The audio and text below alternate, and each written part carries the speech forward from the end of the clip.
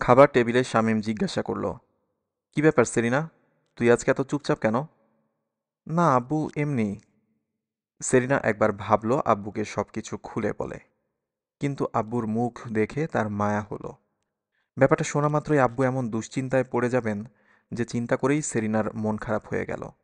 স্কুলের 3 বন্ধুর কাছে ব্যাপারটা বলে মনটা একটু হালকা হয়েছে। আগে তাদের সাথে পরামর্শ করে দরকার হলে অন্যদের বলা যাবে। আর সত্যি সত্যি একজন মানুষকে কিডন্যাপ করা কি এত সোজা নাকি? শামীম জিজ্ঞাসা করল, স্কুলের লেখাপড়ার কি খবর? ভালো আব্বু, কিন্তু লেখাপড়া খুব বেশি। আমরা যখন ছোট ছিলাম তখন লেখাপড়ার চাপ এত বেশি ছিল না। তোদের মনে হয় চাপ খুব বেশি, সেই জন্যই তো লেখাপড়া করতে ইচ্ছে করে না। লেখাপড়া না করে করবি কি?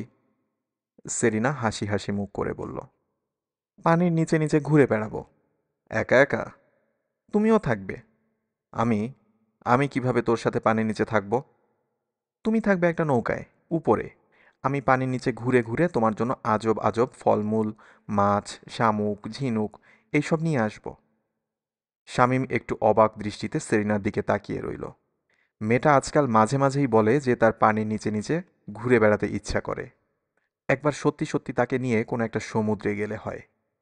ঠিক কী কারণ জানা নেই, বিষয়টা চিন্তা করেই শামীমের বুকের ভেতর থেকে একটা দীর্ঘশ্বাস বের হয়ে এলো। রাতে সেরিনার ঘুম আসছিল না। ভেতরে একটা চাপা দুশ্চিন্তা। বিছানায় অনেকক্ষণ শুয়ে এপাশ ওপাশ করেছে। আব্বু খাবার টেবিলে বসে তার লেখাপড়া করছেন। বাইরে ঝিঝি ডাকছে। মাঝে মাঝে হঠাৎ একটা মাছ পুকুরে ঘাই মারে। বিছানায় শুয়ে সেরিনা অনুমান করতে পারে ঠিক কোন মাছটা ঘাই মেরেছে। শেষ পর্যন্ত সে ঘুমিয়ে পড়ল। গভীর রাতে হঠাৎ তার ঘুম ভেঙে যায়।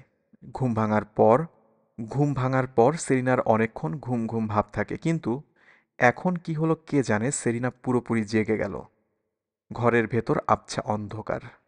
হঠাৎ করে সেরিনার মনে হলো সেই অন্ধকারে কয়েকটা ছায়ামূর্তি নিঃশব্দে নড়াচড়া করছে। আতঙ্কে একটা চিৎকার দিতে গিয়ে সেরিনা থেমে গেল। বিছানায় কাঠ হয়ে শুয়ে কি হয় দেখার জন্য অপেক্ষা করতে থাকলো। সেরিনা দেখল একটা ছায়ামূর্তি তার বিছানার কাছে এগিয়ে আসছে।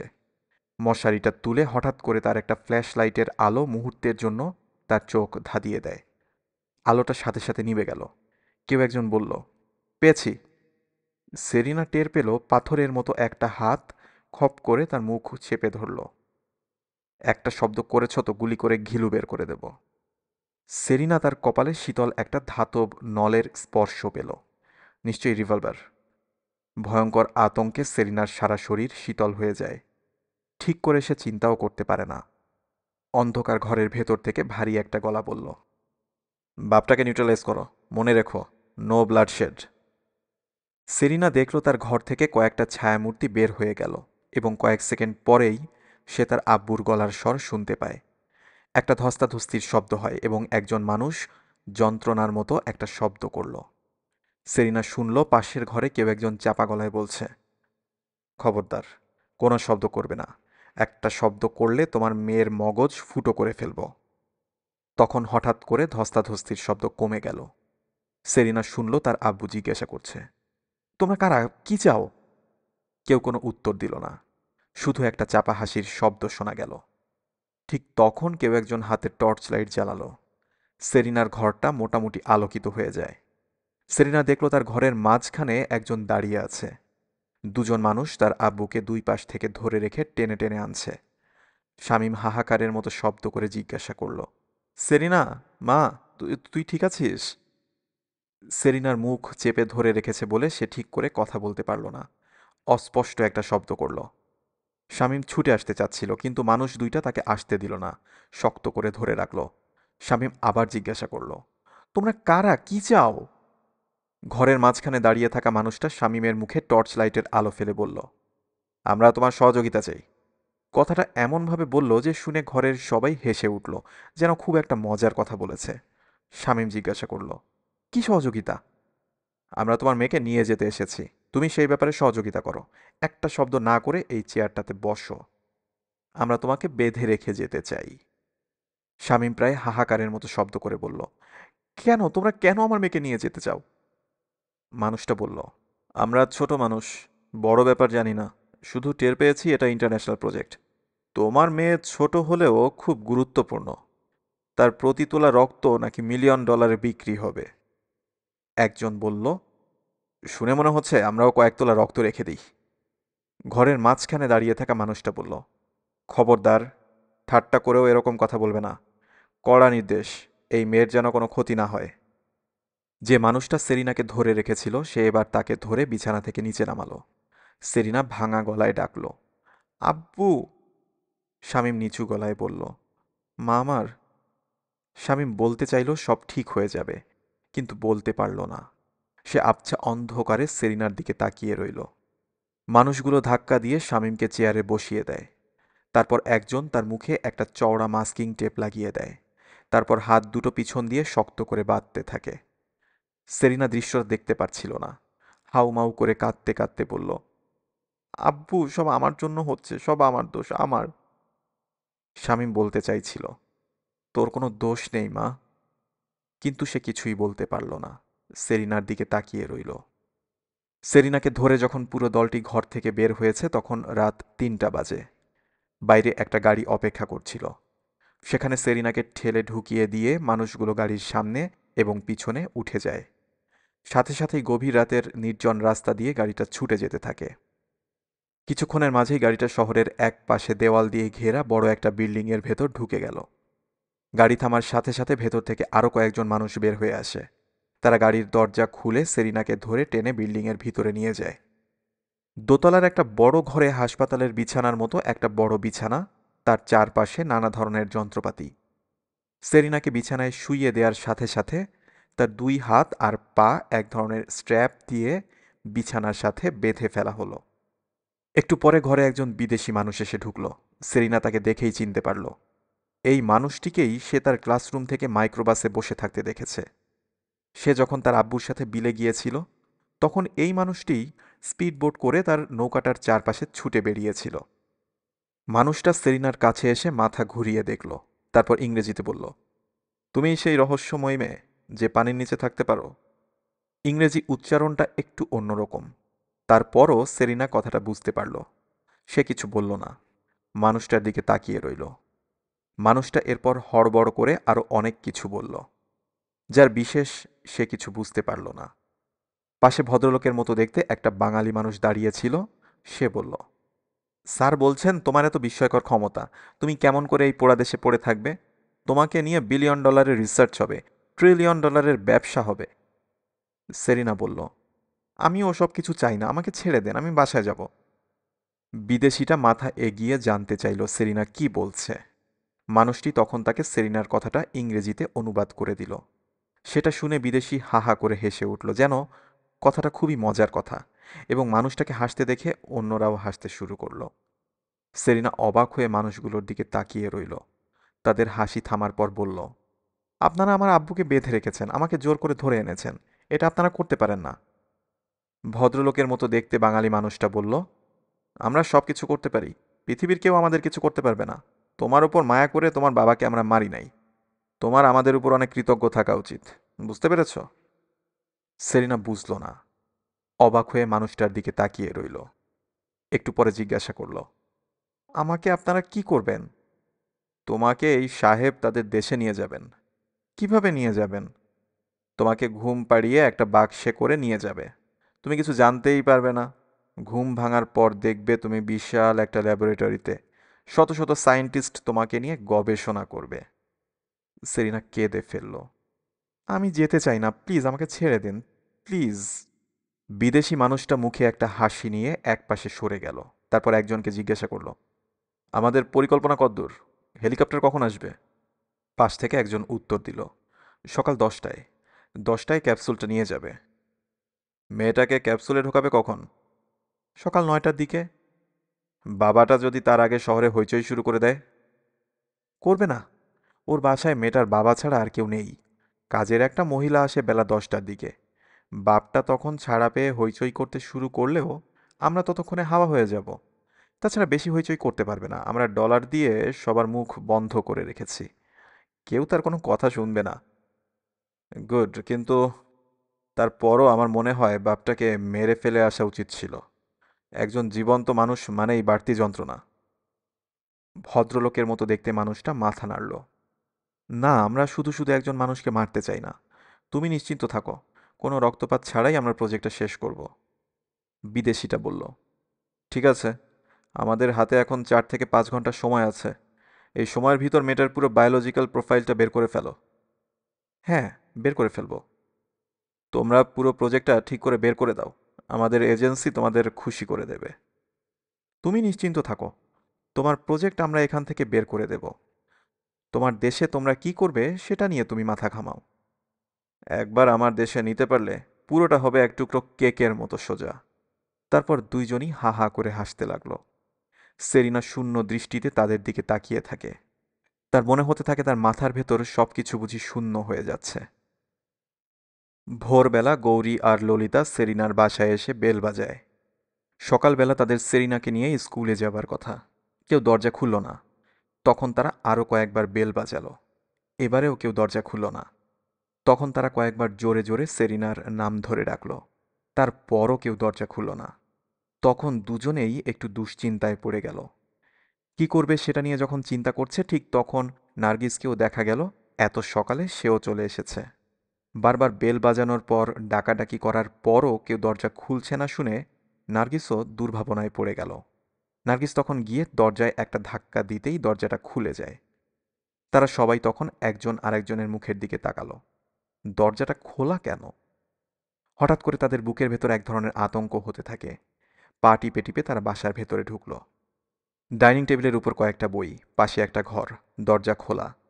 অন্য ঘরটা সেরিনার, সেখানে উকি দিতেই তারা চমকে উঠল। সেখানে একটা চেয়ারে সেরিনার বাবা শামীমকে বেঁধে রাখা হয়েছে। তার মুখের মাঝে টেপ লাগানো, তাই কোনো শব্দ করতে পারছে না। তিনজন একসাথে চিৎকার করে উঠল। তারপর তারা শামীমের কাছে ছুটে গেল। নার্গিস টান দিয়ে মুখের টেপটা খুলে দেয়। গৌরী আর ললিতা হাতের বাঁধন খোলার জন্য টানাটানি করতে থাকে, কিন্তু বেশ শক্ত করে বাঁধা, তাই তারা খুলতে পারছিল না। শামীম বুক ভরে কয়েকবার নিঃশ্বাস নিল। তারপর বলল, সেরিনাকে ধরে নিয়ে গেছে। কে ধরে নিয়েছে? শামীম ভাঙা গলায় বলল, 3-4 জন মানুষ এসেছিল। মেয়েটা আমার কোথায় আছে, কেমন আছে? গৌরী বলল, চাচা, আমরা জানি সেরিনাকে কারা ধরে নিয়ে গেছে। শামীম চিৎকার করে বলল, তোমরা জানো? কারা, কোথায়? গৌরী বলল, দাঁড়ান চাচা, আমরা বলছি। আগে আপনার হাত পায়ের দড়িটা কেটে দেই।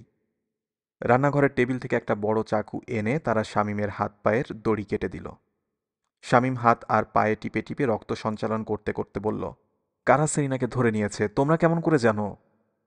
নার্গিস বলল, সেরিনা আমাদের বলেছে। সেরিনা তোমাদের বলেছে? তাহলে আমাকে কেন কিছু বলল না? শামীম অবাক হয়ে ওদের দিকে তাকিয়ে রইল। গৌরী বলল, মনে হয় আপনি দুশ্চিন্তা করবেন বলে আপনাকে বলে নাই। একটা বিদেশি লোক আছে, কালো চশমা পরে থাকে। ওরা একটা এনজিও। শহরের শেষে যে বড় নতুন বিল্ডিং তৈরি করেছে সেইখানে আছে। কিন্তু তুমি কেমন করে জানো? বাবা বলেছে এই এনজিও বিল হাওর রক্ষা করার জন্য এসেছে। আমার বাবা মাছ ধরে। ওরা বাবাদের সাথে কথা বলেছে। বাবা জানে। তুমি এনজিও নাম জানো? গৌরী মাথা চুলকালো। বাবা নাম বলেছিল, এখন ভুলে গেছি। কোনো সমস্যা নেই, আমি বের করে নেব। নার্গিস বলল, আপনি এখনই থানায় ফোন করেন, ফোন করে সব কিছু বলেন। শামীম যখন থানায় ফোন করছে তখন বাকি 3 জন তাকে ঘিরে দাঁড়িয়ে রইল। শামীম ফোনে কথা বলতে শুরু করতেই টের পেয়ে গেল এখানে অন্য কোনো একটা ব্যাপার ঘটে গেছে। ফোনে কথা বলে লাভ নেই। তারা তার কথা শুনতেই চায় না। বেশ কিছুক্ষণ চেষ্টা করার পর বলল তারা একজনকে তার বাসায় পাঠাচ্ছে। শামীম যেন বাসায় অপেক্ষা করে। নার্গিস তখন নিচু গলায় গৌরী আর ললিতাকে ডেকে বলল, এই, তোরা শোন। কি হয়েছে? এইভাবে হবে না। তাহলে কি করবি? চল, তাড়াতাড়ি স্কুলে যাই। স্কুলে গিয়ে কি করবি? সবাইকে বলি, তারপর সবাই মিলে আমরা ওই এনজিও অফিসটা আক্রমণ করি। আক্রমণ করি? হ্যাঁ, তা না হলে সেরিনাকে বাঁচাবি কেমন করে? শান্তশিষ্ট ললিতা মাথা নাড়ল, বলল, ঠিকই বলেছিস, চল যাই। তাই শামীম যখন অস্থির হয়ে তার ঘরে ছটফট করছে, তখন নার্গিস, গৌরী আর ললিতা তাদের স্কুলের দিকে ছুটছে। তারা যখন স্কুলে পৌঁছেছে তখন মাত্র অ্যাসেম্বলি শুরু হয়েছে। বড় আপা সব মেয়েদেরকে বিজ্ঞানী মাদাম কুরির গল্প বলছেন। তার মাঝে দৌড়াতে দৌড়াতে তিনজন অ্যাসেম্বলির সামনে হাজির হলো। বড় আপা চোখ কপালে তুলে বললেন, কি হলো, তোমরা এত দেরি করে এখানে? নার্গিস বলল, বড় আপা, সর্বনাশ হয়ে গেছে। কি সর্বনাশ? সেরিনাকে ধরে নিয়ে গেছে। পুকুরের তলা থেকে একজনকে উদ্ধার করার পর এবং স্কুলের জন্য সাঁতার প্রতিযোগিতায় জাতীয় পুরস্কার আনার পর থেকে সবাই সেরিনাকে চেনে। কাজেই অ্যাসেম্বলিতে দাঁড়িয়ে থাকা সব মেয়ে এক ধরনের আর্তচিৎকার করল। বড় আপা জিজ্ঞাসা করল, কে সেরিনাকে ধরে নিয়ে গেছে? নার্গিস বলল, একজন বিদেশি, তাদের একটা এনজিও অফিস আছে। তোমরা কেমন করে জানো? গৌরী বলল, আমরা সেরিনার বাসায় গিয়েছিলাম। সেরিনার আব্বুকে বাসায় দড়ি দিয়ে বেঁধে রেখেছিল, আমরা গিয়ে ছুটিয়েছি। পুলিশে খবর দেওয়া হয়েছে? লাভ নেই। লাভ নাই? না, পুলিশ কোনো পাত্তা দিচ্ছে না। কি বলো পাত্তা দিচ্ছে না? আমি এক্ষুনি ফোন করছি। নার্গিস মাথা নেড়ে বলল, বড় আপা, আমাদের সময় নাই। কিসের সময় নাই? সেরিনাকে বাঁচানোর। ওরা সেরিনাকে মেরে ফেলবে। কি বলছো তুমি? কেন সেরিনাকে মেরে ফেলবে? গৌরী কাঁদো কাঁদো হয়ে বলল, সেরিনার একটা বিশেষ ক্ষমতা আছে, সেই ক্ষমতার জন্য তাকে ধরে নিতে এসেছে। ধরে কেটে কুটে ফেলবে। আমাদের এক্ষুনি যেতে হবে। কোথায় যেতে হবে? এনজিও অফিসে। গিয়ে ঘেরাও করতে হবে। আমরা যদি না ছোটাই কেউ সেরিনাকে বাঁচাতে পারবে না। আমাদের হাতে একটু সময় নেই, প্লিজ বড় আপা, প্লিজ। বড় আপা কিছুই বুঝতে পারছিলেন না। খানিকটা অসহায়ভাবে মাথা নেড়ে বললেন, তোমরা কি বলছো আমি কিছুই বুঝতে পারছি না। তোমরা এখানে কি করবে? ললিতা বলল, স্কুলের সব মেয়ে নিয়ে এনজিও অফিস ঘেরাও করে ভেতর থেকে সেরিনাকে ছুটিয়ে আনব। বড় আপা চোখ কপালে তুলে বললেন, কি বলছো তোমরা পাগলের মতো? সত্যি বলছি বড় আপা, এছাড়া কোনো উপায় নেই। নার্গিস তখন অ্যাসেম্বলিতে দাঁড়িয়ে থাকা হাজারখানেক মেয়ের দিকে তাকিয়ে চিৎকার করে জিজ্ঞাসা করল, তোমরা আমাদের সাথে সেরিনাকে বাঁচানোর জন্য যাবে? সব মেয়ে একসাথে চিৎকার করে বলল, যাব। নার্গিস বলল, তাহলে চলো।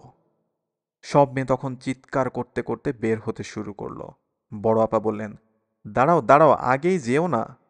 কিন্তু ততক্ষণে সবাই স্কুল থেকে বের হয়ে নার্গিস, গৌরী আর ললিতার পিছু পিছু ছুটতে শুরু করেছে। দেখতে দেখতে শহরের রাস্তাঘাটের যত গাড়ি, টেম্পো, রিক্সা, স্কুটার আছে সব থেমে গেল। আর তার ভেতর দিয়ে শত শত মেয়ে ছুটতে লাগলো। সেরিনাকে একটা কমলা রঙের জাম্পস্যুট পরানো হয়েছে। তার কপালের দুই পাশে দুইটা মনিটর লাগানো। সাদা অ্যাপ্রন পরা একজন মানুষ হাতে একটা সিরিঞ্জ নিয়ে সেরিনার কাছে এগিয়ে এলো। সেরিনা ক্লান্ত গলায় জিজ্ঞাসা করল, এটা কি? তোমাকে ঘুম পাড়িয়ে দেওয়ার জন্য একটা ইঞ্জেকশন।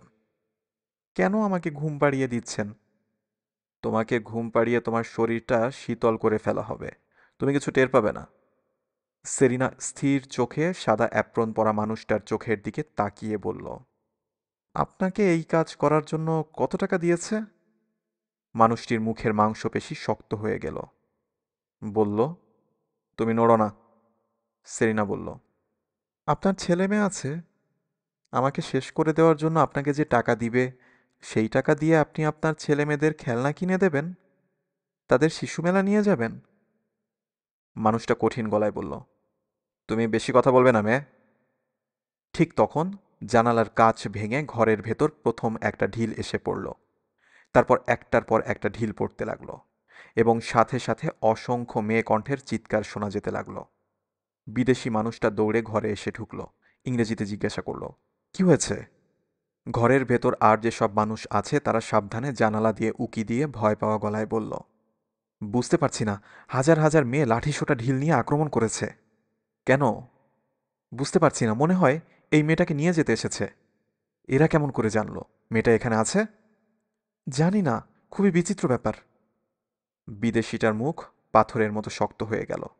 সে ভদ্রলোকের মতো দেখতে মানুষটার দিকে তাকিয়ে বলল, তুমি বলেছিলে এই প্রজেক্টটা তুমি তুলে দেবে, এখন এসব কি হচ্ছে? এখন কি হবে? মানুষটা মাথা চুলকে বলল, একটু ঝামেলা হয়ে গেল। এর মাঝে স্কুলের মেয়েরা কেমন করে চলে এসেছে বুঝতে পারছি না। হেলিকপ্টার কোথায়? এখনো আসে নাই, চলে আসবে। কখন চলে আসবে? ভদ্রলোকের মতো দেখতে মানুষটা বলল, হেলিকপ্টার এলেও মনে হয় আর লাভ হবে না। কেন?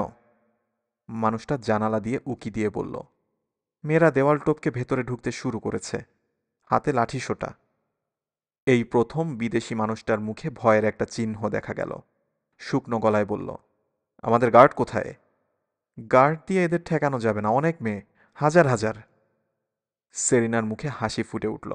বলল, আপনারা বলেছিলেন আপনাদের কেউ ঠেকাতে পারবে না, আমার স্কুলের মেয়েরাই ঠেকিয়ে দিয়েছে। বিদেশিটা বলল, কি বলছে এই মেয়ে? ভদ্রলোকের মতো দেখতে মানুষটা সেরিনার কথাটাকে ইংরেজিতে অনুবাদ করে দিল। বিদেশিটা সেরিনার দিকে ঘুরে তাকিয়ে বলল, এই মেয়ে, তুমি জেনে রাখো, আমি তোমাকে ধরে নিয়ে যাবই যাব। সেরিনা ইংরেজিতে বলল, কিভাবে? আমাদের মেয়েরা আমাকে বাঁচাবে, নিতে দেবে না। আমি তোমার শরীরে একটা ট্রাকিয়েশন ঢুকিয়ে দেব। সেই ট্রাকিয়েশন তোমার শরীরের ভেতর থেকে সিগন্যাল দেবে। তুমি পৃথিবীর যেখানেই থাকো, তোমাকে খুঁজে বের করব। আমাদের এজেন্সির এজেন্টরা তোমাকে খুঁজে বের করে ধরে নিয়ে যাবে। সেরিনা ভয় পাওয়া চোখে বিদেশিটার দিকে তাকিয়ে রইল। মানুষটি সত্যি কথা বলছে না ভয় দেখাচ্ছে সে বুঝতে পারল না। বিদেশি মানুষটা মিথ্যা ভয় দেখাচ্ছিল না। সে প্রায় ছুটে ঘরের এক কোণায় রাখা একটা বাক্স খুলে সেখান থেকে সাবধানে একটা ছোট স্টিলের টিউব বের করে আনে। তার ভেতর থেকে একটা ইলেকট্রনিক যন্ত্র বের করে কোথায় চাপ দিতেই বিপ বিপ শব্দ করে একটা বাতি জ্বলে উঠল। সেটা হাতে নিয়ে সে সেরিনার দিকে এগিয়ে আসে। তারপর সেরিনা কিছু বোঝার আগেই তার ঘাড়ে একটা ধারালো সূচ ফুটিয়ে দেয়। তীব্র যন্ত্রণায় সেরিনা চিৎকার করে উঠল। আর ঠিক তখন দরজা ভেঙে ভিতরে অনেকগুলো মেয়ে ঢুকল। সবার সামনে নার্গিস, তার হাতে বড় একটা ঢিল। কেউ কিছু বোঝার আগে সে বিদেশিটাকে লক্ষ্য করে ঢিলটা ছুঁড়ে দিল। সাথে সাথে একটা আর্তনাদের মতো শব্দ করে বিদেশিটা নিজের মুখ ঢেকে বসে পড়ে।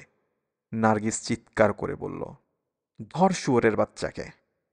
সত্যি সত্যি তাকে ধরার জন্য সবাই ভিতরে ঢুকে যায়। অসংখ্য মেয়ে ঘরের ভিতর ঢুকে গেছে। বেশিরভাগ সেরিনাকে ঘিরে দাঁড়ালো। কেউ একজন জিজ্ঞাসা করল, সেরিনা তুই ভালো আছিস?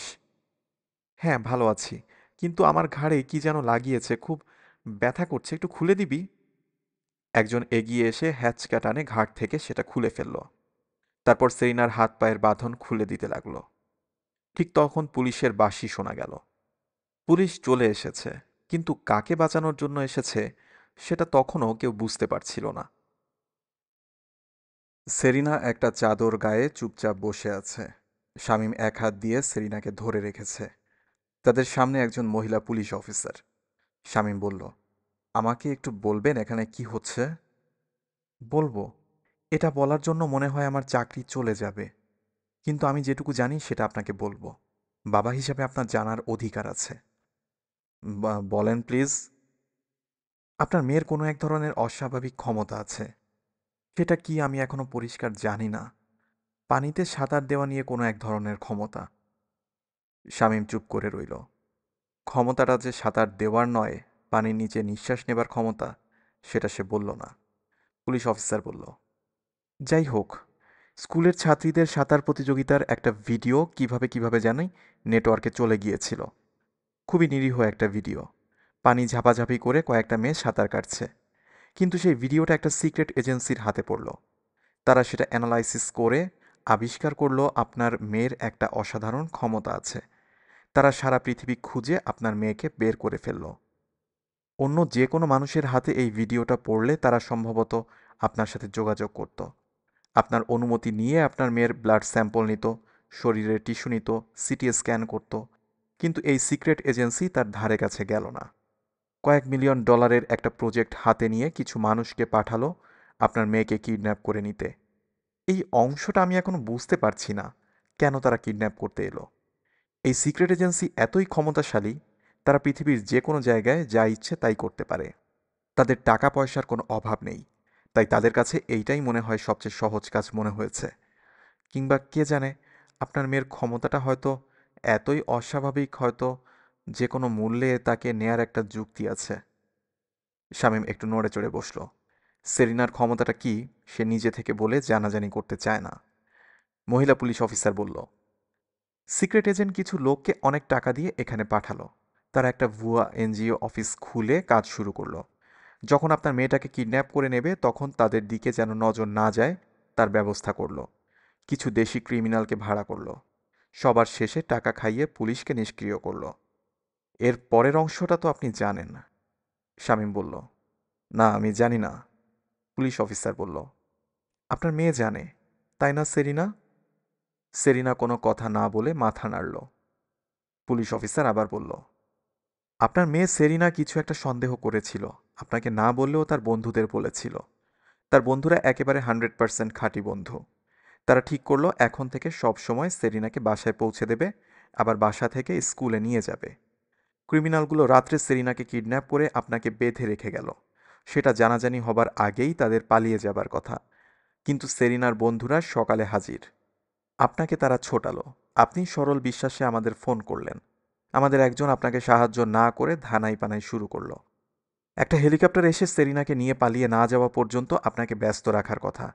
তারা সেটা খুব ভালোভাবে করেছে, কিন্তু সেরিনার বন্ধুরা সবকিছু ওলটপালট করে দিল। তারা যেটা করেছে শুধুমাত্র সেটাই ছিল সেরিনাকে উদ্ধার করার একমাত্র উপায়। 1000 মেয়ে গিয়ে হামলা করল। কি অসাধারণ একটা ব্যাপার! সিক্রেট এজেন্সির সেই মহাশক্তিশালী এজেন্ট, এখন পর্যন্ত যাকে পৃথিবীর কোনো শক্তি স্পর্শ করতে পারে নাই, ভবিষ্যতে স্পর্শ করতে পারবে বলেও মনে হয় না, কিন্তু স্কুলের বাচ্চা বাচ্চা মেয়েরা ঢিল মেরে তার নাকের হাড় আর একটা দাঁত ভেঙে দিয়েছে। উচিত একটা শিক্ষা হয়েছে। এই প্রথম সেরিনার মুখে সূক্ষ্ম একটা হাসি ফুটে উঠল। বলল, নার্গিসের হাতের নিশানা খুব ভালো। পুলিশ অফিসার বলল, যাই হোক, সিক্রেট এজেন্ট কিন্তু শেষ পর্যন্ত সেরিনার আশা ছাড়ে নাই। যখন দেখল স্কুলের মেয়েরা সেরিনাকে উদ্ধার করে নিয়ে যাচ্ছে, তখন শেষ মুহূর্তে সেরিনার শরীরে একটা ট্রাকিওশন ঢুকিয়ে দিল। শামীম জিজ্ঞাসা করল, এটা কি? এক ধরনের ইলেকট্রনিক ট্যাগ। নির্দিষ্ট সময় পরপর শরীরের ভেতর থেকে একটা ইলেকট্রনিক সিগন্যাল পাঠায়। এগুলো ক্রিমিনালদের ট্র্যাক করার জন্য তাদের শরীরে লাগিয়ে দেয়। সাধারণত সাইজে বড় হয়, হাতে পায়ে কিংবা গলায় এমনভাবে লাগিয়ে দেয় যেন খুলতে না পারে। কিন্তু সেরিনার বেলায় তারা ব্যবহার করেছে state of the art electronic tag. এতদিন শুধু সায়েন্স ফিকশনে দেখে এসেছি, ন্যানো টেকনোলজি ব্যবহার করে তৈরি ডিভাইস। সিরিঞ্জে করে শরীরের রক্তে ইনজেক্ট করে দিয়েছে। এখন সেটা তার শরীরের ভেতর কোথাও আছে, 1 মিনিট পর পর একটা সিগন্যাল পাঠাচ্ছে। শামীম ফ্যাকাশে মুখে বলল, সেরিনার কোনো ক্ষতি হচ্ছে না? মহিলা পুলিশ অফিসার মাথা নাড়ল। না, কোনো ক্ষতি হচ্ছে না। সেরিনা টেরও পাচ্ছে না, তাই না? সেরিনা মাথা নেড়ে জানালো সে কিছু টের পাচ্ছে না। এই ট্র্যাকিওশানে একটা ন্যানো ব্যাটারি আছে। সেই ব্যাটারিতে এটা 1 বছর সেরিনার শরীর থেকে সিগন্যাল পাঠাবে, তারপর সিগন্যাল পাঠানো বন্ধ করবে। শামীম বলল, আমরা সেরিনার শরীর থেকে এটা বের করে ফেলতে পারবো না? চেষ্টা করা যেতে পারে, কিন্তু মনে হয় না সেটা সম্ভব হবে। এমনভাবে তৈরি হয়েছে যে শরীরের ভিতর গিয়ে কোনো এক জায়গায় আটকে যাবে। ন্যানো সাইজ, দেখারও উপায় নেই। শামীম চুপ করে রইল। তার চেহারায় একই সাথে ক্ষোভ, হতাশা আর এক ধরনের আতঙ্ক। সেরিনা নিচু গলায় বলল, আব্বু, আমার শরীরে ট্রাকিওশন কেন ঢুকিয়েছে তুমি বুঝতে পেরেছ? শামীম মাথা নাড়ল। বলল, হ্যাঁ, বুঝতে পেরেছি। আমাকে আবার ধরে নিতে আসবে, তখন যেন খুঁজে বের করতে পারে সেই জন্য। পুলিশ অফিসার মাথা নাড়ল। বলল, ট্র্যাকিওশনের টেকনোলজি খুবই মডার্ন, একেবারে সরাসরি স্যাটেলাইটের সাথে যোগাযোগ। সেরিনা বলল, আমি যদি ঘরের ভিতরে থাকি তাহলেও কি সিগন্যাল যাবে? যাবে। সিগন্যাল ব্যান্ডউইথটা খুব কায়দা করে রেডি করেছে। যদি পানির নিচে থাকি? মহিলা পুলিশ অফিসার চোখ বড় বড় করে বলল, পানির নিচে? হ্যাঁ, পানির নিচ থেকে কি সিগন্যাল বের হবে? না, পানির নিচ থেকে বের হবে না। ট্র্যাকিয়েশনের ফ্রিকোয়েন্সি পানিতে খুব দ্রুত অ্যাটেনিউয়েট করে। মহিলা পুলিশ অফিসার সেরিনার দিকে তাকিয়ে জিজ্ঞাসা করল, তুমি পানির কথা কেন জিজ্ঞাসা করছো? না, এমনি। শামীম কিছুক্ষণ একদৃষ্টে সেরিনার দিকে তাকিয়ে রইল। তারপর মাথা ঘুরিয়ে পুলিশ অফিসারের দিকে তাকিয়ে বলল, আমার মেয়ের সিকিউরিটির জন্য আমি কি করতে পারি? মহিলা পুলিশ অফিসার কোনো কথা না বলে মাথা নিচু করে বসে রইল। শামীম আবার জিজ্ঞাসা করল, আমি কি করতে পারি? পুলিশ অফিসার মাথা তুলে বলল, আমি সেরিনার সামনে বলতে চাচ্ছিলাম না, কিন্তু সত্যিটা তারও জানা থাকা ভালো। সত্যিটা খুবই কঠিন। যদি তার শরীর থেকে ট্র্যাকিওশনটা বের করা না যায়, আমি মোটামুটি নিশ্চিত এটা বের করা যাবে না, তাহলে সেরিনাকে সিকিউরিটি দেবার মতো শক্তি পৃথিবীতে কারো নেই। সিক্রেট এজেন্সির লোকগুলো আবার আসবে। এবারে আরও সতর্কভাবে আসবে, আরও শক্তি নিয়ে আসবে। পুলিশ অফিসার কিছুক্ষণ চুপ করে থেকে বলল, আমি খুবই দুঃখিত শামীম সাহেব, খুবই দুঃখিত। শামীম উঠে দাঁড়ালো, বলল, থ্যাংক ইউ, খোলাখুলি সব কিছু জানানোর জন্য আপনাকে অনেক ধন্যবাদ। শামীমের সাথে সাথে সেরিনাও তার চাদর জড়িয়ে উঠে দাঁড়ালো। পুলিশ অফিসার তার মাথায় হাত বুলিয়ে বলল, আমি দোয়া করি তুমি যেন নিরাপদে থাকো। সেরিনা পুলিশ অফিসারের মুখের দিকে তাকিয়ে বলল, আপনাকে একটা কথা জিজ্ঞাসা করি। কি কথা? ওই বিদেশি লোকটা এখন কোথায় আছে? জেলে? না সেরিনা, সে জেলে নেই। আসলে তাকে অ্যারেস্টও করা হয়নি। এই মুহূর্তে সে নিশ্চয়ই প্লেনে করে তার দেশে ফিরে যাচ্ছে। সেরিনা বলল, ও আচ্ছা। পৃথিবীর অন্য কোনো প্রান্তে। এজেন্ট। Yes sir. তোমার নাকের হাড় কেমন করে ভেঙেছে? সাথে সামনের একটা দাঁত? আমাদের এজেন্সির একজন এজেন্টের এরকম ইনজুরি হবার কথা নয়। স্যার, এটা খুবই দুঃখজনক একটা ঘটনা। আমি লোকাল রিসোর্সের উপর নির্ভর করেছিলাম। তারা ঠিকমতো ম্যানেজ করতে পারেনি। একেবারে শেষ মুহূর্তে একটা বিপর্যয় হয়ে গিয়েছিল। কী বিপর্যয়? আমি আমার রিপোর্টে সেটা ডিটেলস লিখেছি। আমি তোমার মুখ থেকে শুনতে চাই। এজেন্ট অস্বস্তির সাথে বলল, স্কুলের মেয়েরা ঘটনার সাথে জড়িয়ে পড়েছিল। তারা কেমন করে জড়িয়ে পড়ল এজেন্ট? সেটা একটা রহস্যময় ব্যাপার। আমি সেটা এখনও ভালো করে জানি না। তুমি জানো এই গুবলেট প্রজেক্টে তুমি এজেন্সির কত টাকা নষ্ট করেছো? আই এম সরি স্যার, কিন্তু এটা ছিল একটা খুবই দুর্ভাগ্যজনক ঘটনা। আমি গ্যারান্টি দিচ্ছি পরের বার এটা হবে না। পরের বার? এই প্রজেক্টে পরের বার আছে? থাকা উচিত স্যার। আমি মেয়েটার শরীরে একটা ট্র্যাকিওশন ঢুকিয়ে দিয়েছি স্যার। সেটা নিয়মিত সিগন্যাল দিচ্ছে। আমরা মেয়েটাকে স্যাটেলাইট দিয়ে ট্র্যাক করছি। আমরা জানি স্যার, মেয়েটার শরীর থেকে ট্র্যাকিওশনটা বের করার চেষ্টা হয়েছে, পারে নাই। আমরা মেয়েটাকে 24 ঘন্টা ট্র্যাক করছি স্যার। তো তুমি এখন কি করতে চাও? আমি আবার চেষ্টা করতে চাই, লোকালদের ওপর নির্ভর না করে। এই মেয়েটা আমাদের ন্যাশনাল সিকিউরিটির জন্য কত গুরুত্বপূর্ণ আমি জানি স্যার। আমি মেয়েটাকে নিয়ে আসবো এবার। তুমি পারবে? অবশ্যই পারবো স্যার। এই প্রজেক্টটা আপনি পাশ করে দিলেই পারবো স্যার। আচ্ছা ঠিক আছে, আমি দেখি। আমি যাব স্যার? দাঁড়াও, যাবার আগে বলে যাও। কি বলবো স্যার? তোমার নাকের হাড় কেমন করে ভাঙলো সেটা এখনো বলো নাই। একটা মেয়ে ঢিল ছুঁড়ে আমার নাকের হাড়টা ভেঙে দিয়েছে। কমান্ডার শুকনো স্বরে হা হা করে হেসে উঠল, বলল, পৃথিবীর সেরা এজেন্সির কমান্ডোর নাকের হাড় ভেঙে দিয়েছে থার্ড ওয়ার্ল্ড কান্ট্রির ছোট একটা মেয়ে? আমাকে সুযোগ দিন স্যার, এবারে মিশন 100% সফল হবে স্যার। যাও এজেন্ট, আমি ভেবে দেখি। রেস্টুরেন্টটা খুব সাদামাটা, কিন্তু তারপরেও খুব সুন্দর। মনে হয় এখানে থেকে পুরো সমুদ্রটা দেখা যায়। তাই সাদামাটা হলেও এটাকে এত সুন্দর দেখায়। সেরিনা আর শামীম সামনাসামনি বসে আছে। রাতের খাবার খেয়ে যখন তারা উঠে যাবে, তখন সেরিনা শামীমের হাত ধরে বলেছে, আব্বু, আরও একটু বসো। শামীম বলল, আরও একটু বসবি? ঠিক আছে। শামীম চেয়ারে হেলান দিয়ে বলল, চা খাবি? সেরিনা মাথা নাড়ল, না আব্বু, চা খাবো না। আর কিছু খাবি? না আব্বু, আর কিছু খাবো না। তুমি আমার সামনে বসে থাকো, আমি তোমাকে কাছে থেকে একটু ভালো করে দেখি। সেরিনার গলায় স্বরে কিছু একটা ছিল। হঠাৎ করে শামীম ভয়ানক চমকে উঠল। মুহূর্তে তার মুখ রক্তহীন হয়ে যায়। কাপা গলায় বলে, তুই কি বলছিস সেরিনা? হ্যাঁ আব্বু, ওরা এসে গেছে। তুমি পিছন দিকে তাকিও না, তাহলে সন্দেহ করবে। তোমার 2 টেবিল পিছনে একজন লোক বসেছে, বসে টেলিফোনে কথা বলছে। এই মানুষটাকে আজকে অনেকবার দেখেছি, আমার সাথে সাথে থাকছে। শামীম 2 হাতের উপর তার মাথা রাখল। মনে হলো হঠাৎ করে শরীরের ভেতর থেকে পুরো জীবনী শক্তি বাতাসের মতো উড়ে গেছে। সেরিনা হাত দিয়ে শামীমকে স্পর্শ করল, নিচু গলায় বলল, আব্বু, তুমি এত মন খারাপ করো না। তুমিও জানো, আমিও জানি, একদিন এই দিনটা আসবে। অনেক দিন থেকে জানি, আজকে এই দিনটা এসেছে। শামীম শূন্য দৃষ্টিতে সেরিনার দিকে তাকিয়ে রইল। দেখে মনে হলো সেরিনা কি বলছে বুঝতে পারছে না। সেরিনা নরম গলায় বলল, আব্বু, তুমি আর আমি কতদিন থেকে এই দিনটার জন্য রেডি হয়েছি, মনে আছে? শামীম মাথা তুলে সেরিনার দিকে তাকালো, বলল, এই দিনটার জন্য কখনো কি রেডি হওয়া যায় মা? যায় আব্বু, আমি হয়েছি, তুমি আমাকে রেডি করেছ। তুমি আমাকে সমুদ্রের কাছে এই সুন্দর দ্বীপটাতে নিয়ে এসেছ। যখন ওরা আমাকে ধরতে আসবে তখন আমি সমুদ্রের মাঝে লুকিয়ে যাব। পানির নিচে ওরা আমাকে খুঁজে পাবে না। বেশি দিন নয় আব্বু, মাত্র 1 বছর। মাত্র 1 বছর? শামীম কেমন যেন হাহাকারের মতো শব্দ করল। হ্যাঁ আব্বু, 1 বছর পর ট্রাকিওশনের ব্যাটারি ফুরিয়ে যাবে। তখন আবার আমি ফিরে আসব। তখন তারা আর আমাকে ধরতে পারবে না। শামীম কিছু না বলে সেরিনার দিকে তাকিয়ে রইল। এই মেয়েটাকে সে রক্ষা করতে পারল না।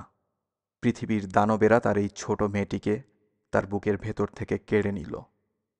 সেরিনা শামীমের দিকে একটু ঝুঁকে নিচু গলায় বলল, আব্বু তুমি আমাকে রেডি করেছ। আকাশের সব নক্ষত্র চিনিয়েছ, যেন আমি রাতের আকাশ দেখে সময় বলতে পারি, পৃথিবীর কোথায় আছি জানতে পারি। তুমি আমাকে পৃথিবীর সমুদ্রের স্রোত শিখিয়েছ, জাহাজের পথ শিখিয়েছ। তুমি আমাকে সমুদ্রের সব প্রাণীদের চিনিয়েছ। আব্বু বিশ্বাস করো, আমি এখন খুব আগ্রহ নিয়ে সমুদ্রে ঝাঁপ দেবার জন্য অপেক্ষা করছি। শামীম জানে সেরিনা এই কথাগুলো বলছে তাকে সান্ত্বনা দেবার জন্য, কিন্তু তবুও সে কথাগুলো বিশ্বাস করতে চাইল। শামীম ফিসফিস করে বলল, আমি তোকে রক্ষা করতে পারলাম না মা। অনেক চেষ্টা করেছি মা। আমি জানি তুমি কত চেষ্টা করেছ, কিন্তু তুমি আমাকে রক্ষা করেছ আব্বু। তারা আমাকে ধরে নিতে পারবে না। আমি সমুদ্রের মাঝে লুকিয়ে যাব, আর আমাকে খুঁজে পাবে না। শামীম ফিসফিস করে বলল, তুই আমাকে ক্ষমা করে দিস মা। তুমি এভাবে কথা বলো না আব্বু, প্লিজ তুমি এভাবে কথা বলো না, তাহলে আমি কিন্তু কাঁদতে আরম্ভ করব। না তুই কাঁদিস না। আমার জন্য তুমি একটুও চিন্তা করো না। তুমি জানো আমি মাটির উপরে যতটুকু সহজে থাকতে পারি তার চাইতে অনেক সহজে পানির নিচে থাকতে পারি। একটা বিলের নিচেই কত কি থাকে, আর সমুদ্রের তলায় কত কি থাকবে তুমি চিন্তা করতে পারো আব্বু? তোমার জানতে ইচ্ছে করে না? 1 বছর পর এসে আমি তোমাকে বলবো, তখন তুমি আর আমি আবার একসাথে থাকব। মাত্র 1 বছর আব্বু। শামীম কোনো কথা না বলে সেরিনার দিকে তাকিয়ে রইল। অ্যালেক্স তাকে বলেছিল সেরিনাকে যেন একসাথে বেশি দিন পানির নিচে থাকতে না দেয়, তাহলে ধীরে ধীরে সে ফুসফুস ব্যবহার করা ভুলে যাবে। 1 বছর যদি পানির নিচে থাকে, তাহলে কি সে আবার শুকনো মাটির ওপর ফিরে আসতে পারবে? শামীম জোর করে চিন্তাটা মাথা থেকে সরিয়ে দিল। কোনো কথা না বলে সেরিনার হাতটা শক্ত করে ধরে রাখল। সেরিনা নিচু গলায় বলল, আব্বু, এইমাত্র আরেকজন মানুষ ঢুকেছে। মানুষটা আগের জনের সাথে বসেছে। আমাদের এখন উঠে যেতে হবে, আর দেরি করা যাবে না। শামীম উঠে দাঁড়িয়ে বলল, আয় যাই। দুজন যখন রেস্টুরেন্ট থেকে বের হয়ে গেল তখন তাদের টেবিল থেকে 2 টেবিল পেছনে বসে থাকা মানুষ দুজনও উঠে দাঁড়ালো। রেস্টুরেন্ট থেকে বের হয়ে তারাও সেরিনা আর শামীমের পিছু পিছু হাঁটতে থাকে। এই দ্বীপটি নির্জন। শীতের কয়েক মাস অনেক পর্যটক এসে ভিড় করে, তারপর হঠাৎ করে পর্যটকদের ভিড় কমে গিয়ে দ্বীপটা নির্জন হয়ে যায়। এখন দ্বীপটিতে বাইরের মানুষ বলতে গেলে কেউ নেই। বালুবেলায় যতদূর চোখ যায় কোথাও কোনো মানুষের চিহ্ন নেই। অনেক দূরে কয়েকটা জেলে নৌকা সমুদ্রের ঢেউয়ে দোল খাচ্ছে। সূর্য ডুবে গেছে অনেক আগে, কিন্তু পূর্ণিমার ভরা চাঁদ উঠেছে আকাশে। জ্যোৎস্নার আলোতে চারিদিক থই থই করছে। বালুতে পা গেঁথে যাচ্ছিল, তখন সেরিনা পা থেকে স্যান্ডেল খুলে নিল। তার আর স্যান্ডেলের দরকার নেই। পায়ের তলায় বালুর অনুভূতিটা অন্যরকম। সেরিনার বুকের ভেতর অতীতের এক ধরনের স্মৃতি নিয়ে আসে, কিন্তু সেই স্মৃতিটা কবেকার সে মনে করতে পারে না। শামীম হাত দিয়ে সেরিনাকে ধরে রেখেছে। সেরিনাও তার হাত দিয়ে তার আব্বুকে ধরে রেখেছে। দুজনেই জানে একটু পর একজনের আরেকজনকে ছেড়ে দিতে হবে। তারপর কেউ কাউকে দেখতে পারবে না, স্পর্শ করতে পারবে না। কোনো কথা না বলে হেঁটে হেঁটে দুজন সমুদ্রের তীরে এসে দাঁড়ালো। জোয়ার শুরু হয়েছে। ঢেউগুলো একটু পর পর বালুবেলায় আছড়ে পড়তে শুরু করেছে। শামীম আর সেরিনা দাঁড়িয়ে গেল। বড় একটা ঢেউ এসে দুজনের পা ভিজিয়ে দিয়ে গেল। শামীম মাথা ঘুরিয়ে পিছন দিকে তাকায়। দূরে কয়েকটা ছায়ামূর্তির মতো দেখা যাচ্ছে। তারা ধীরে ধীরে এগিয়ে আসছে। অনেক দূরে একটা চাপা গুঞ্জন, মনে হয় একটা হেলিকপ্টার। সাথে সাথে শক্তিশালী কয়েকটা ইঞ্জিনের গর্জন বাড়ছে কমছে। মনে হয় বেশ কয়েকটা স্পিড বোট এদিকে আসছে। আসুক, এখন আর কিছুতেই কিছু আসে যায় না। সেরিনা তার আব্বুকে ছেড়ে দিয়ে বলল, আব্বু আমি যাই। যাই বলতে হয় না মা, বলতে হয় আসি। আব্বু আমি আসি। আয় মা। শামীম সেরিনাকে ছেড়ে দিল। হঠাৎ তার বুকের ভেতরে হাহাকার করে ওঠে, কিন্তু সে সেরিনাকে বুঝতে দিল না। সেরিনা শেষবার তার আব্বুকে গভীরভাবে আলিঙ্গন করে ছেড়ে দেয়। শামীম ফিস ফিস করে বলল, মনে আছে তো মা, যখন সূর্য ডোবার পর কালপুরুষ নক্ষত্রটা ঠিক মাথার উপর থাকবে, তখন যেদিন পূর্ণিমার চাঁদ উঠবে, আমি ঠিক এই জায়গায় তোর জন্য অপেক্ষা করব। চাঁদের আলোতে এখানে বসে থাকব। মনে আছে আব্বু? পিছনে হঠাৎ অনেকগুলো মানুষের পায়ের ধূপধাপ শব্দ শুনতে পায়। কিছু মানুষ ছুটে আসছে। শামীম পিছনে ফিরে দেখার চেষ্টা করল না। কারা আসছে, কতজন আসছে, তাতে এখন আর কিছু আসে যায় না। হেলিকপ্টারের শব্দটা এখন খুব কাছে। স্পিডবোটের গর্জন আরও বেড়ে গেছে। সেগুলো এখন আবছা দেখা যাচ্ছে। সমুদ্রের পানি কেটে তাদের দিকে ছুটে আসছে। তার মাঝে সেরিনা এক পা করে সমুদ্রের দিকে এগিয়ে যাচ্ছে। তার মাঝে কোনো ব্যস্ততা নেই। বড় একটা ঢেউ এসে সেরিনাকে আড়াল করে দিল। ঢেউটা সরে যেতেই আবার সেরিনাকে দেখা গেল। জ্যোৎস্নায় আলোতে সেরিনা আস্তে আস্তে এগিয়ে যাচ্ছে। শামীম তাকিয়ে রইল। সেরিনা আবছা হয়ে মিলিয়ে যাচ্ছে। আরও একটি বড় ঢেউ এলো। তারপর আর সেরিনাকে দেখা গেল না। অনেকগুলো মানুষের গলার আওয়াজ শুনতে পেল শামীম। কেউ একজন খপ করে তার ঘাড়ে ধরেছে। কোথায় কোথায় গেছে মেয়েটা? শামীম ঘাড় ধরে রাখা মানুষটার হাত সরিয়ে বলল, চলে গেছে। কোথায় গেছে? সমুদ্রে। কখন আসবে? আর আসবে না, বলে শামীম ক্লান্ত পায়ে হাঁটতে থাকে। ঠিক তখন বিকট গর্জন করে একটা স্পিড বোট পানি থেকে প্রায় লাফিয়ে বালুবেলায় উঠে যায়। সেখান থেকে বেশ কয়েকজন মানুষ লাফিয়ে নেমে শামীমের দিকে ছুটে আসতে থাকে। একজন চিৎকার করে বলল, থামো। শামীম থামল না। মানুষটা বলল, না থামলে গুলি করে দেব। শামীম হাঁটতে হাঁটতে বলল, দাও, গুলি করে দাও। আমি চাই তোমরা কেউ একজন আমাকে গুলি করে দাও। আমার আর ভালো লাগছে না। কেউ গুলি করল না। শামীম একবারও পিছনে না তাকিয়ে হেঁটে যেতে থাকল। সেরিনা তখন সমুদ্রের গভীরে সাঁতরে যেতে থাকে। তার চোখের লোনা পানি সমুদ্রের লোনা পানির সাথে মিশে যাচ্ছিল। পুরো সমুদ্রটাই কি তার মতো দুঃখী মানুষের চোখের পানিতে তৈরি হয়েছে? কিছুদিন পর মহাসমুদ্রের কোনো এক স্থানে একটু পরপর কিছু একটা সেরিনার পেটে ঢুস মারছে। সেরিনা আধো ঘুমে হাত দিয়ে সেটাকে সরিয়ে দিতে চেষ্টা করল, কিন্তু সেটা সরল না। সেরিনা শেষ পর্যন্ত চোখ খুলে তাকালো। প্রাণীটি টুস্কি, একটি ডলফিনের বাচ্চা।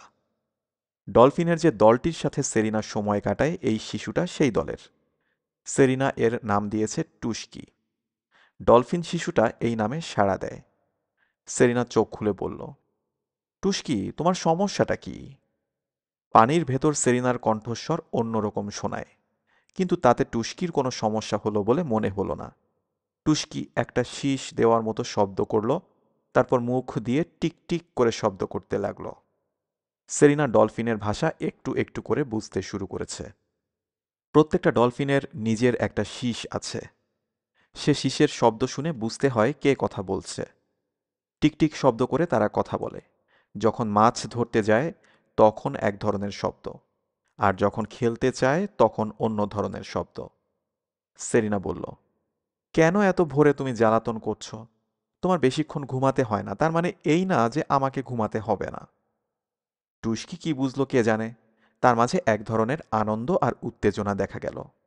সেটি কয়েকবার সামনে পিছনে দৌড়াদৌড়ি করে একবার উপরে উঠে নিঃশ্বাস নিয়ে আবার নিচে নেমে এলো। সেরিনাকে না নিয়ে সেটি যাবে না। সেরিনা তখন বাধ্য হয়ে পাথরের খাঁজ থেকে বের হয়ে আসে। তারপর ডলফিন শিশু টুস্কির সাথে পানির উপরে উঠে এলো। পানির নিচের আবছা অন্ধকার থেকে উপরে উঠে সেরিনার চোখ ধাঁধিয়ে যায়। চারদিকে যতদূর চোখ যায় সমুদ্রের নীল পানি, উপরে নীল আকাশ। একদল ডলফিন নিঃশ্বাস নেবার জন্য তাদের মাথাটা বের করে ঘুমাচ্ছে। নিজেদের ভাসিয়ে রাখার জন্য ঘুমের মাঝেই খুব ধীরে ধীরে তাদের লেজ নেড়ে চলেছে। টুস্কি সেরিনাকে ঘিরে সাঁতার দিতে দিতে ঘুরপাক খেতে লাগলো। মাঝে মাঝে পানি থেকে লাফিয়ে উপরে উঠে যেতে লাগলো। টুস্কির দাপাদাপিতে অন্য ডলফিনগুলো জেগে উঠে নড়তে শুরু করলো। সেরিনা তাদের শীষের শব্দ শুনতে পায়। ডলফিনগুলো একে অন্যের সাথে ক্লিক ক্লিক শব্দ করে কথা বলতে থাকে। একটু পরেই তারা মাছ ধরতে যাবে। সেরিনা সব সময় তাদের সাথে যায়। যাবার আগে তার একটু খাওয়া দরকার। সদ্য বাচ্চা দেওয়া মা ডলফিনটার শীষের শব্দ অনুসরণ করে সে কয়েকবার শব্দ করল। তখন একটা মাঝারি সাইজের ডলফিন তার দিকে এগিয়ে এসে মাথার উপরের ফুটো দিয়ে বড় একটা নিঃশ্বাস ফেলল। সেরিনা ডলফিনটাকে চিনতে পারল। সে এটাকেই খুঁজছে। সেরিনা পানিতে ডুবে গিয়ে মা ডলফিনটার পেটের নিচের দুধের বোঁটা খুঁজে মুখ লাগিয়ে দুধ খেতে শুরু করে। ডলফিনের দলটা তাকে গ্রহণ করার পর সে প্রায় নিয়মিতভাবে ডলফিনের দুধ খায়। সুস্বাদু গাঢ় দুধ। একটুখানি খেলেই তার পেট ভরে যায়। ডলফিনের দলে যোগ দেওয়ার পর এটা তার সবচেয়ে বড় লাভ হয়েছে। ডলফিনগুলো তাকে খুব আন্তরিকভাবে গ্রহণ করেছে। দলের সবচেয়ে বদরাগী ধরনের পুরুষ ডলফিনটাও তাকে মেনে চলে। তার কারণ আছে। এই দলটার সাথে তার পরিচয়টা হয়েছে প্রায় হঠাৎ করে। সমুদ্রে যখন প্রায় প্রথম এসেছে, তখন হঠাৎ করে একদিন সে একটা জাহাজের শব্দ পেল। নিচ থেকে দেখল মাঝারি সাইজের একটা জাহাজ জাল ফেলতে ফেলতে যাচ্ছে। জাল ফেলে কেমন করে মাছ ধরে দেখার জন্য সে পিছু পিছু গেল। জাহাজটা আস্তে আস্তে যখন জাল গুটিয়ে আনছে তখন দেখতে পেল টুনা মাছের বিশাল একটা ঝাঁক জালের ভেতর আটকা পড়েছে। মাছগুলো জালের ভেতর খলবল করছে। হঠাৎ করে দেখল জালের আশেপাশে অনেকগুলো ডলফিন ছুটোছুটি করছে, মুখ দিয়ে শীষ দেওয়ার শব্দ করছে, ক্লিক ক্লিক করে শব্দ করছে। দেখেই বোঝা যাচ্ছিল ডলফিনগুলো কোনো একটা কারণে খুবই বিচলিত। তাদের মাঝে এক ধরনের উত্তেজনা আর ভয়। কেন ডলফিনগুলো এরকম করছে দেখার জন্য সেরিনা আরেকটু কাছে এগিয়ে গেল। তখন ডলফিনগুলোর উৎকণ্ঠার কারণটা বুঝতে পারল। জালের ভেতর টুনা মাছের সাথে ছোট বড় অনেকগুলো ডলফিনও আটকা পড়েছে। সেগুলোর ভেতরে আতঙ্কিত হয়ে ছুটোছুটি করছে, বের হওয়ার চেষ্টা করছে। একটু পরে পরে জালে ধাক্কা দিচ্ছে, কিন্তু বের হতে পারছে না। মাছ ধরার জাহাজটা তখন গুটিয়ে নেওয়া জালটা আস্তে আস্তে উপরে তুলতে শুরু করে। টুনা মাছগুলো হুটোপুটি শুরু করে। তার সাথে সাথে ডলফিনগুলো আতঙ্কিত হয়ে লাফ দিতে শুরু করে। সেরিনা তখন আর একটু এগিয়ে গেল। তার কোমরে টাইটানিয়ামের একটা চাকু বেঁধে রাখা আছে। সে যখন সমুদ্রে লুকিয়ে থাকার সিদ্ধান্ত নিয়েছিল তখন শামীম তাকে এই চাকুটা দিয়েছে। টাইটানিয়ামের বিশেষ ধরনের একটা চাকু। সমুদ্রের পানিতেও জং ধরে যাবে না। সমুদ্রের কত রকমের প্রাণী, সবারই নিজেকে রক্ষা করার জন্যে কিংবা অন্যকে আক্রমণ করার জন্য ধারালো দাঁত বা অন্য কিছু একটা আছে। সেরিনার কিছু নেই। তার একমাত্র অস্ত্র হচ্ছে তার মাথার বুদ্ধি আর টাইটানিয়ামের এই চাকুটা। সেরিনা চাকুটা হাতে নিয়ে এগিয়ে গেল। তারপর জালটার উপর থেকে নিচে অনেকখানি কেটে দিল। কাটা অংশ দিয়ে টুনাগুলো বের হতে লাগলো। আর তাদের দেখে হঠাৎ করে ডলফিন বুঝে গেল বের হওয়ার একটা রাস্তা তৈরি হয়েছে। দেখতে দেখতে সবগুলো ডলফিন বের হয়ে আসতে থাকে। তাদের বের হতে সাহায্য করার জন্য সেরিনা কাটা জালটা টেনে ধরে রেখে জায়গা করে দিল। মাছ ধরার জালটা যখন উপরে টেনে তুলেছে তখন ডলফিনের সাথে সাথে বেশিরভাগ টুনাও বের হয়ে গেছে। জাহাজের মানুষগুলো নিচ থেকে দেখার উপায় নেই, কিন্তু সেরিনা অনুমান করতে পারল মানুষগুলো নিশ্চয়ই তাদের ফাটা জাল দেখে খুবই অবাক হয়ে গেছে। ডলফিনগুলো কিন্তু চলে গেল না, সেরিনার আশেপাশে ঘুরঘুর করতে লাগলো। বোঝাই যাচ্ছে তারা সেরিনাকে তাদের নিজেদের মতো করে ধন্যবাদ জানাতে চাচ্ছে। ডলফিন স্তন্যপায়ী প্রাণী। পানিতে থাকলেও তাদের উপরে উঠে নিঃশ্বাস নিতে হয়। তাদের মাথায় যথেষ্ট বুদ্ধি। আটকে পড়া ডলফিনগুলোকে সেরিনা কিভাবে ছুটিয়ে এনেছে তারা ঠিক বুঝতে পেরেছে। একটা ডলফিন খুব কাছে এসে সেরিনার মুখ স্পর্শ করল। মনে হলো তার গালে চুমু দেবার চেষ্টা করছে। পিছনে ছোট একটা ডলফিনের বাচ্চা। সেরিনা বুঝতে পারল বাচ্চাটা ভেতরে আটকা পড়েছিল। এখন ছাড়া পেয়েছে বলে মাটা সেরিনাকে তার মতো করে কৃতজ্ঞতা জানাচ্ছে। সেরিনা ডলফিনটাকে ধরে একটু আদর করে দিল এবং সেই মুহূর্ত থেকে সে এই ডলফিনের দলের একজন সদস্য হয়ে গেল। ছোট ডলফিনটা তার খুবই ন্যাওটা হয়ে গেছে। সেরিনা তাই তার নাম দিয়েছে টুস্কি। প্রতিদিন ভোরেই ঘুম থেকে উঠে টুস্কি তার কাছে চলে আসে। আজকেও এসেছে। কিছুক্ষণের মাঝেই ডলফিনের দলটা অগ্রসর হতে শুরু করে। এরা যখন মাছ ধরতে যায় তখন একসাথে না থেকে অনেক দূরে দূরে ছড়িয়ে যায়। ডলফিনগুলো পানির ভেতর দিয়ে যেভাবে সাঁতার কাটতে পারে, ঠিক সেরকম লাফ দিয়ে পানি থেকে বের হয়ে আসে। ডলফিনগুলোর পাশাপাশি সাঁতার কেটে যেতে যেতে সে যদি কখনো পিছিয়ে পড়ে, তখন ডলফিনগুলো তার জন্য অপেক্ষা করে। সেরিনা কখনো কখনো আর একটা ডলফিনের পিঠে চেপে বসে, তখন সেটি তাকে নিয়ে সাঁতরে যেতে থাকে। টুস্কির পাশে পাশে সাঁতরে যেতে যেতে সেরিনা টের পেল সামনে তারা একটা মাছের ঝাঁক পেয়েছে। ডলফিনগুলো চারদিক থেকে মাছের ঝাঁকটাকে ঘিরে ফেলে, তারপর মাছের ঝাঁকটাকে ঘিরে বৃত্তাকার ঘুরপাক খেতে থাকে। ডলফিনগুলো ধীরে ধীরে বৃত্তটাকে ছোট করে আনে। যখন বৃত্তটা মাছগুলো ধরার মতো ছোট হয়ে আসে, তখন ডলফিনগুলো মাছ ধরে খেতে শুরু করে। এগুলো স্মেল্ট মাছ, বেশি বড় নয়। সেরিনা ডলফিনের মতো মাছ খেতে শিখে গেছে। ডলফিনগুলো সরাসরি মুখ দিয়ে খাচ্ছে। সেরিনা মাঝে মাঝে ডলফিনের মতো চেষ্টা করে দেখেছে, খুব সুবিধা করতে পারে না, তাকে সবসময় হাত দিয়ে ধরে নিতে হয়। গোটা তিনেক স্মেল্ট খেয়েই তার পেট ভরে গেল। সে যেভাবে কাঁচা মাছ ধরে খাচ্ছে, তার আব্বু দেখলে নিশ্চয়ই খুব অবাক হয়ে যেত। সমুদ্রে আসার পর এটাই সে প্রথম শিখেছে। প্রথম প্রথম গন্ধে নাড়ি উল্টে আসতো। আজকাল বেশ অভ্যাস হয়ে গেছে। চিংড়ি, কাঁকড়া আর ওয়েস্টার তার প্রিয় খাবার। ডলফিন স্কুইড খেতে পছন্দ করে। সেও তাদের মতো স্কুইড খাওয়া শিখে গেছে। কাঁচা মাছ যে খুবই বিচিত্র খাবার তা কিন্তু নয়। জাপানিরা সুশি খায়। সুশি তো কাঁচা মাছ ছাড়া আর কিছু নয়। প্রথম প্রথম তার খাওয়াটা ছিল বেঁচে থাকার জন্য। আজকাল যখন খুব খিদে লাগে, তখন খাওয়াটা সে রীতিমতো উপভোগ করতে শুরু করেছে। মাছের ঝাঁক থেকে মাছ খেয়ে ডলফিনের দলটা সমুদ্রের পানিতে ছোটাছুটি করতে শুরু করলো। হঠাৎ একসময় একটা ডলফিন শীষের মতো শব্দ করে সবাইকে সতর্ক করে দেয়। ঠিক কী জন্য সতর্ক করেছে সেরিনা বুঝতে পারল না। সে আশেপাশে তাকালে তখন দেখল দূর থেকে একটা হাঙ্গর মাছ আসছে। এই প্রাণীটাকে সেরিনা আসলেই ভয় পায়। সে নিঃশব্দে পানিতে ভেসে থাকল। কখন এটি কাকে আক্রমণ করে বসবে ঠিক নেই। এর মুখটা দেখেই আতঙ্ক হয়। সেটা কেমন জানি হিংস্র। ধারালো দাঁত দিয়ে মুহূর্তের মাঝে সে যে কোনো কিছু দুটুকরো করে ফেলতে পারে। আগেও তার মাঝে মাঝে হাঙর মাছের সাথে দেখা হয়েছে। প্রতিবারই সে নিঃশব্দে ভেসে থেকেছে। হাঙর মাছটি তখন পাশ দিয়ে সাঁতরে চলে গেছে। চুপচাপ থাকলে মনে হয় হাঙ্গর মাছ সেটাকে ভালো দেখতে পায় না। সেরিনা সাবধানে তার চাকুটা ধরে রাখল। সত্যি সত্যি তাকে আক্রমণ করলে এমনি এমনি সে ছেড়ে দেবে না। হাঙ্গরটা তাকে আক্রমণ করল না। ডলফিনগুলোকেও ধরার চেষ্টা করল না। লেজটা ডানে বায়ে নাড়তে নাড়তে আরো গভীর পানির দিকে নেমে গেল। হাঙ্গরটা চলে যাবার পর ডলফিনগুলো আবার খেলতে শুরু করে। সমুদ্রে থাকা শুরু না করলে সে কোনোদিন জানতে পারত না ডলফিন এত হাসি খুশি প্রাণী। মাঝে মাঝে মনে হয় এদের বুঝি মানুষের মতোই বুদ্ধি।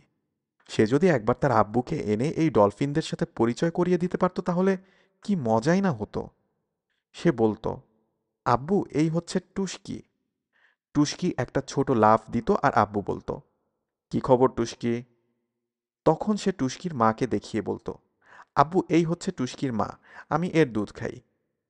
আব্বু বলতো, আমার মেয়েকে দেখে শুনে রাখার জন্য তোমাকে অনেক ধন্যবাদ টুস্কির মা। সেরিনা একটা নিঃশ্বাস ফেলে। মাঝে মাঝে তার খুব আব্বুর কথা মনে হয়। সেরিনা প্রথম যেদিন তিমি মাছ দেখেছিল, সেই দিনটার কথা সে ভুলতে পারবে না। ডলফিন যেরকম হাসি খুশি, বাচ্চাদের মতো, তিমি মাছ ঠিক সেরকম গম্ভীর, বয়স্ক মানুষের মতো। প্রথমবার যখন একটা তিমি মাছ দেখেছিল, সে অবাক হয়ে সেটার দিকে তাকিয়েছিল। একেবারে ট্রেনের মতো বিশাল একটা প্রাণী ধীরে ধীরে যাচ্ছে। তিমি মাছটার একটা বাচ্চা, সেটাও বড় একটা বাসের মতো বড়, তার মায়ের পিছু পিছু যাচ্ছে। বিশাল একটা লেজ ধীরে ধীরে উপরে আর নিচে নামে। তিমি মাছও স্তন্যপায়ী প্রাণী, এটাকেও নিঃশ্বাস নিতে হয়। মাঝে মাঝে মাথাটা পানির উপরে তুলে নিঃশ্বাস নেয়, তারপর মাথার যে ফুটোটা আছে সেটা দিয়ে বাতাসটা বের করে দেয়। সেরিনা তিমি মাছটার পিছু পিছু অনেক দূর গিয়েছিল। তিমি মাছ এত বড় যে সেটাকে কেউ আক্রমণ করবে তার সাহস নেই। তিমি মাছ নিজেও সেটা খুব ভালো করে জানে। তাই সেটা যখন পানির নিচে দিয়ে যায়, তখন ডানে বামে কোনো দিকে তাকায় না। সেরিনা জানত না তিমি মাছ গান গাওয়ার মতো করে ডাকতে পারে।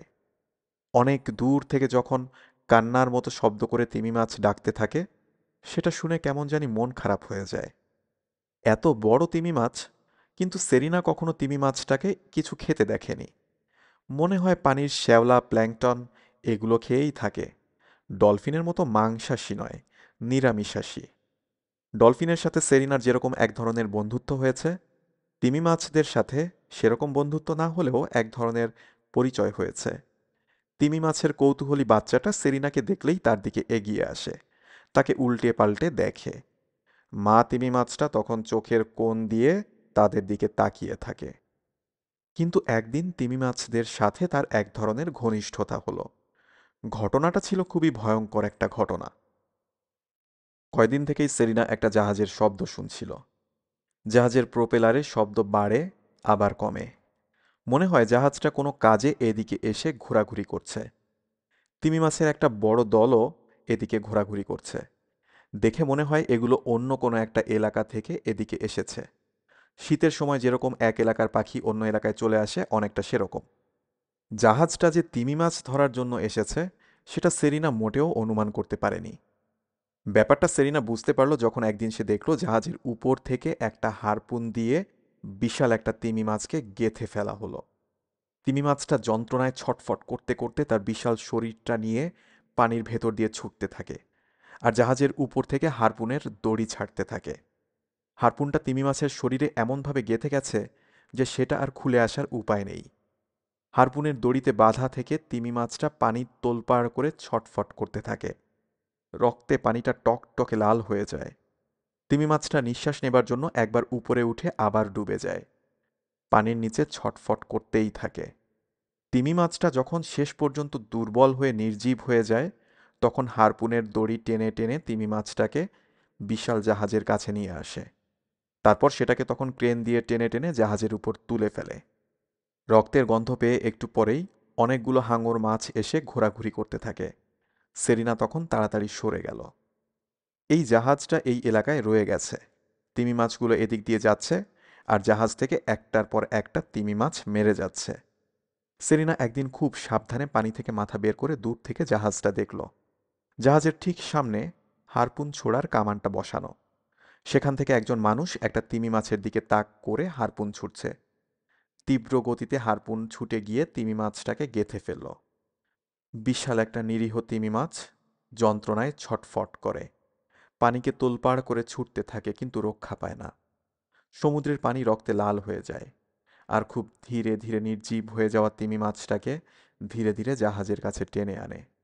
কি ভয়ঙ্কর একটা ব্যাপার! দেখে সেরিনার ভেতরে অন্ধ রাগ পাক খেয়ে উঠতে থাকে। একদিন সে খুব সাহসের একটা কাজ করে ফেলল। জাহাজ থেকে হারপুন ছুঁড়ে যখন মাঝারি একটা তিমি মাছকে গেঁথে ফেলেছে, মাছটা যন্ত্রণায় ছটফট করছে, তখন তার ভেতর সে তিমি মাছটার কাছে গিয়ে তার ধারালো চাকুটা দিয়ে হারপুনের দড়িটা কেটে দিল। শক্ত নাইলনের দড়ি। সেটা কাটা মোটেও সহজ ছিল না, কিন্তু তারপরেও কিভাবে কিভাবে জানি সে শেষ পর্যন্ত দড়িটা কেটে ফেলতে পারল। সাথে সাথে হারপুন গাঁথা তিমি মাছটা যন্ত্রণায় কাতরাতে কাতরাতে ছুটে পালিয়ে গেল। জাহাজের তিমি শিকারীরা খুব অবাক হয়ে দড়িটা গুটিয়ে আনে। অবাক হয়ে লক্ষ্য করে নাইলনের দড়িটা নিখুঁতভাবে কেটে দেওয়া হয়েছে। এটা কিভাবে সম্ভব তারা কেউ বুঝতে পারল না। ঘণ্টাখানেক পর দ্বিতীয় বিস্ময়কর ঘটনাটি ঘটল। সেরিনা অবাক হয়ে দেখল হারপুন গাঁথা তিমি মাছটা তার কাছে এসে তার মুখ দিয়ে ঠেলে তাকে হারপুনটার কাছে পাঠাচ্ছে। তাদের নিজেদের ভাষায় প্রায় কান্নার মতো এক ধরনের শব্দ করছে। আরও কয়েকটা তিমি মাছ তাকে ঘিরে ঘুরছে। ইঙ্গিতটা খুবই স্পষ্ট, সেরিনাকে হারপুনটা খুলে দিতে হবে। সেরিনা জীবনেও একটা হারপুন নিজের চোখে দেখেনি। যখন একটা তিমি মাছের শরীরে একটা হারপুন গেঁথে যায়, তখন সেটাকে আদৌ টেনে বের করা সম্ভব কিনা সে জানে না। কিন্তু যখন পাহাড়ের মতো ৩-৪টা তিমি মাছ সেরিনার মতন ছোট একটা মানুষকে ঘিরে মুখ দিয়ে ঠেলে হারপুনটা খুলে দেওয়ার জন্য ঠেলে দিতে থাকে, তখন তার আর কিছু করার থাকে না। তার এই ছোট জীবনে সে এর মাঝে এত কিছু করেছে, তার সাথে না হয় আরও একটা ঘটনা যুক্ত হোক। সে তার কোমর থেকে টাইটেনিয়ামের ধারালো চাকুটা নিয়ে কাজে লেগে যায়। সত্যি সত্যি সেরিনা হারপুনটা খুলে আনতে পারবে নিজেও বিশ্বাস করেনি, কিন্তু শেষ পর্যন্ত সেটা সে করতে পারল। তিমি মাছের শরীরে অনেক চর্বি। সেই চর্বি কেটে ভেতরে গিয়ে সেরিনা হারপুনের ধারালো ফলাগুলো ছুটিয়ে সাবধানে বের করে আনে। পুরো পানিটা রক্তে লাল হয়েছিল বলে তার দেখতে অসুবিধা হচ্ছিল। মাঝে মাঝেই হাত দিয়ে স্পর্শ করে অনুমান করতে হচ্ছিল হারপুনের ফলাটা কোন দিকে। পুরো সময়টা তিমি মাছটা যন্ত্রণায় ছটফট করছিল। অন্য তিমি মাছগুলো তখন তার আশেপাশে থেকে তাকে শান্ত করে রেখেছে। শেষ পর্যন্ত যখন হারপুনটা খুলে আনতে পেরেছে তখন তিমি মাছগুলো এক ধরনের আনন্দের শব্দ করল। যে তিমি মাছটার শরীরে হারপুন গেঁথেছিল সেটি ঘুরে এসে খুব কাছ থেকে সেরিনাকে দেখল। তার চোখটা এত জীবন্ত যে সেরিনা এক ধরনের শিহরণ অনুভব করে। তারপর তার মুখ দিয়ে সেটি সেরিনাকে স্পর্শ করল। সেরিনা বুঝতে পারল এটি তার কৃতজ্ঞতা প্রকাশ করার একটা পদ্ধতি। তিমি মাছেরা নিশ্চয়ই নিজেরা নিজেদের ভেতর কথা বলতে পারে, কারণ এই ঘটনার পর সেরিনা আবিষ্কার করল বিশাল বিশাল তিমি মাছ তাকে দেখলেই থেমে যেতে শুরু করেছে। মাথা ঘুরিয়ে তার কাছে এসে মুখ দিয়ে তাকে স্পর্শ করছে। ফ্লিপারটি তার শরীরের উপর বুলিয়ে নিচ্ছে, মুখ দিয়ে নরম কোমল এক ধরনের শব্দ করছে। নিশ্চয়ই তিমি মাছরা নিজেদের ভেতর সেরিনাকে নিয়ে কথা বলতে শুরু করেছে। একজন অন্যজনকে জানিয়ে দিচ্ছে মানুষের মতো দেখতে ছোট একটা প্রাণী তিমি মাছের বন্ধু। সেই মানুষটি তাদের বাঁচানোর চেষ্টা করে যাচ্ছে।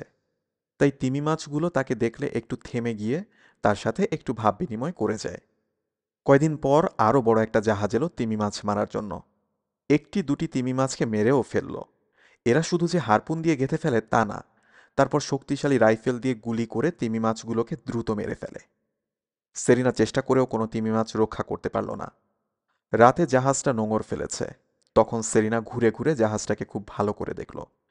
সারাদিন কাজ শেষ করে তিমি শিকারীরা ঘুমানোর আগে স্ফূর্তি করছে। তাদের হই হল্লা অনেক দূর থেকে শোনা যায়। জাহাজের গলুইয়ে লাগানো হারপুন ছোড়ার কামানটা দেখা যাচ্ছে। কোনোভাবে যদি এটাকে নষ্ট করে দেওয়া যেত তাহলে এরা আর তিমি মাছ মারতে পারত না। হারপুন ছোড়ার কামানটা দেখতে দেখতে হঠাৎ সেরিনার মাথায় একটা বুদ্ধি উকি দিয়ে গেল। তিমি মাছদের ব্যবহার করে সে কি এই কামানটাকে উপড়ে ফেলতে পারে না? সেরিনা পানি থেকে মাথা বের করে কামানটাকে আরো ভালো করে দেখার চেষ্টা করল। নিচ থেকে ঠিক করে দেখা যাচ্ছিল না, তাই সে রাত গভীর হওয়ার জন্য অপেক্ষা করতে থাকে। একসময় তিমি শিকারীদের হল্লা থেমে গেল। সেরিনা বুঝতে পারল সবাই নিশ্চয়ই এখন ঘুমিয়ে গেছে। সে তখন খুব সাবধানে জাহাজের গলুই বেয়ে উপরে উঠে আসে। সাবধানে রেলিং টপকে জাহাজের পাটাতনে নেমে এলো। তারপর কয়েক মুহূর্ত নিঃশব্দে অপেক্ষা করল। যখন দেখল কেউ নেই তখন সে পা টিপে টিপে হারপুন ছোড়ার কামানটার কাছে এগিয়ে যায়। বড় বড় স্ক্রু দিয়ে কামানটা পাটাতনের সাথে লাগানো আছে। ভিতর থেকে কয়েক ফুট উপরে উঠে এসেছে। সেখানে একটা ধাতব সিলিন্ডার। হারপুনটা এর ভেতরে ঢোকানো থাকে। হারপুনের সাথে দড়ি লাগানো। দড়িটা কামানের পিছনে সাবধানে বৃত্তাকারে পেঁচিয়ে রাখা আছে। হারপুনটা যখন ছুটে যায় তখন এই দড়িগুলো পাক খুলতে খুলতে যেতে থাকে। পুরো কামানটা উপড়ে নেওয়া হয়তোবা সম্ভব হবে না। নাইলনের দড়ি যত শক্তই হোক একসময় ছিঁড়ে যাবে। কিন্তু হারপুন ছোড়ার ব্যারেলটা মনে হয় বাঁকা করে দেওয়া যেতে পারে। তাহলেই এটি অচল হয়ে যাবে। সেরিনা তখন সময় নষ্ট না করে কাজে লেগে গেল। হারপুনের দড়ি দিয়েই হারপুন ছোড়ার ব্যারেলটা ভালো করে বেঁধে দিল। বাড়তি দড়ি দিয়ে সে কামানটাকেও বেঁধে ফেলল। শুধু একটা দড়ি ছিঁড়ে যেতে পারে বলে সে কয়েক প্রস্থ দড়ি ব্যবহার করে। তারপর দড়ির মাথাগুলো পানিতে ফেলে দিল। তার আপাতত কাজ শেষ। এখন একটা তিমি মাছকে রাজি করাতে হবে। এই দড়িটা ধরে টেনে নিতে হবে। তিমি মাছরা আনন্দের সাথে রাজি হবে, কিন্তু বিষয়টা বোঝানোই হবে বড় চ্যালেঞ্জ। জাহাজের গলুই থেকে নেমে যাবার আগে সে জাহাজটা একটু ঘুরে ঘুরে দেখতে গিয়ে রাইফেলগুলো আবিষ্কার করল। একটা স্ট্যান্ডের মাঝে সুন্দর সাজানো আছে। সেরিনা রাইফেলগুলো নিয়ে একটা একটা করে সবগুলো সমুদ্রের পানিতে ফেলে দিল। তারপর জাহাজ থেকে নেমে পানিতে ডুবে গেল। পানিতে নেমে সে একটা তিমি মাছ খুঁজতে থাকে। তিমি মাছগুলো এই পথ দিয়ে যায়। সেজন্যই তিমি শিকারীগুলো এখানে আস্তানা গেড়েছে। তাই কিছুক্ষণেই সে একটা তিমি মাছের দলকে পেয়ে গেল। পানির নিচ অন্ধকার। তার মাঝেই বিশাল একটা তিমি মাছ তাকে দেখে চিনতে পেরে তার কাছে এগিয়ে আসে। তাকে মুখ দিয়ে স্পর্শ করে ফ্লিপার দিয়ে তার শরীর বুলিয়ে দেয়। সেরিনা তখন তিমি মাছটার একটা ফ্লিপার ধরে তাকে টানতে থাকে। প্রথমে তিমি মাছটা ঠিক বুঝতে পারছিল না সেরিনা কি চাইছে। একটু পরে মনে হলো বুঝতে পারল। তখন সেরিনার সাথে সাথে সেটি জাহাজটার কাছে যেতে থাকে। জাহাজের কাছে যাবার পর সেরিনা হারপুনের দড়িটা তিমি মাছের মাথার উপর দিয়ে গলিয়ে দিয়ে আবার তার ফ্লিপারটা ধরে টানতে থাকে। তিমি মাছটা বুঝতে পারল তাকে এই দড়িটা ধরে একটা হ্যাচকা টান দিতে হবে, এবং সে সত্যি সত্যি হ্যাচকা টান দিল। দড়ির টানে হারপুন ছোড়ার পুরো কামানটি উপড়ে এসে জাহাজের রেলিংয়ে আটকে গেল। দ্বিতীয়বার হ্যাচকা টান দিতেই কামানটির ধাতব সিলিন্ডারটা প্রচণ্ড চাপে বাঁকা হয়ে যায়। সাথে সাথে ভেতরে রাখা বিস্ফোরকটা শব্দ করে বিস্ফোরিত হয়ে গেল। সেরিনা তখন দড়িটা তিমি মাছের মাথা থেকে খুলে নেয়। তারপর তিমি মাছের বিশাল দেহটাকে একবার আলিঙ্গন করে তাকে বিদায় দিয়ে দেয়। তিমি মাছটা জাহাজের চারপাশে একবার পাক খেয়ে তার গন্তব্যের দিকে যেতে থাকে। সেরিনা জাহাজের কাছে এসে উপরে কি হচ্ছে বোঝার চেষ্টা করল। বিস্ফোরণের শব্দে জাহাজের অনেকের ঘুম ভেঙে গেছে। তারা জাহাজের গলইয়ে ছুটে এসেছে। হারপুন ছোড়ার পুরো কামানটা উপড়ে গিয়ে জাহাজের রেলিংয়ে পড়ে থাকতে দেখে মানুষগুলো হতবুদ্ধি হয়ে গেল। এরকম একটা ব্যাপার কেমন করে ঘটতে পারে তারা কোনোভাবে তার ব্যাখ্যা খুঁজে পেল না। পরদিন জাহাজটা এই এলাকা ছেড়ে চলে গেল।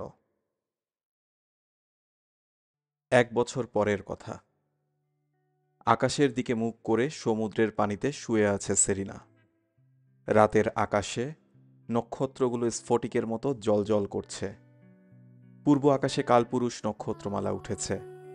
শামীম বলেছিল, যখন সূর্য ডোবার পর কালপুরুষ ঠিক মাথার উপর থাকবে, তখন পূর্ণিমা রাতে সে বালুবেলায় তার জন্য অপেক্ষা করবে। সেরিনার সময় এসেছে তার আব্বুর কাছে ফিরে যাবার। সে তাই ফিরে যেতে শুরু করেছে। সেরিনার বুকের ভেতর একটা চাপা বেদনা, গভীর এক ধরনের বিষণ্ণতা। সত্যি কি সে তার আব্বুকে দেখতে পাবে? শামীম আকাশের দিকে তাকালো। প্রতি রাতই সে আকাশের দিকে তাকিয়ে থাকে, আকাশের নক্ষত্রগুলোকে দেখে। কালপুরুষ নক্ষত্রটি একটু একটু করে মাঝ আকাশের দিকে এগিয়ে আসছে। তার মেয়েটি যদি বেঁচে থাকে, তাহলে যখন সূর্যাস্তের সময় কালপুরুষ নক্ষত্রটি ঠিক মাথার উপর থাকবে, তখন ভরা জ্যোৎস্না রাতে তার মেয়েটি সমুদ্র থেকে উঠে আসবে। মেয়েটি কি সত্যি আসতে পারবে? শামীম বালুবেলায় বসে মাথা তুলে আকাশের দিকে তাকালো। এই মাত্র সূর্য ডুবেছে। পশ্চিম আকাশে এখনো সূর্যের লাল আভা। আকাশে নক্ষত্রগুলো একটু একটু করে বের হতে শুরু করেছে। কালপুরুষ নক্ষত্রগুলো ঠিক মাথার উপর জ্বলজ্বল করছে। আজ পূর্ণিমা। এক্ষুনি পূর্ব আকাশে ভরা চাঁদ উঠবে।